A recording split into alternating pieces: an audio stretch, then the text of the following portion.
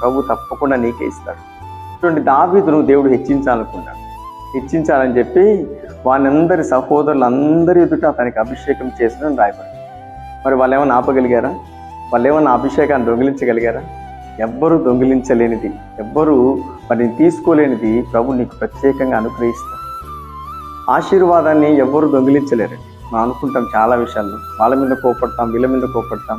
కానీ దేవుడు నిన్ను ఆశీర్వాదించాలని తన చేయి చాపినప్పుడు ఆ హస్తాన్ని అడ్డుకొనగలవారెవరు? ఆ హస్తాన్ని ముడచగలవారెవరు? దేవుడు నిన్ను కోరుకుంటే, దేవుడు నేను హెచ్చిస్తే నీ హెచ్చింపును ఎవ్వరు డౌన్ చేయలేరు. చూడండి, దావీదును అభిషేకం చేసేటప్పుడు ఒక్కడిని రూమ్లో తీసుకెళ్ళి అభిషేకం చేయలేదు. సహోదరులందరి ఎదుట, మరి తన తండ్రి ఎదుట, అందరి ఎదుట అభిషేకం చేసి దావీదు మీదకి దేవుని ఆత్మ బలముగా దిగి వచ్చి బలముగా వాడుకున్నాడు. ఎందుకు? అసలు దావీదుని ఎందుకు అందరి ఎదుట దావీదు ఒక్కడి మీద అభిషేకం అనుగ్రహించబడిందంటే, దావీదులో ఒక ప్రత్యేకత ఏంటో తెలుసా?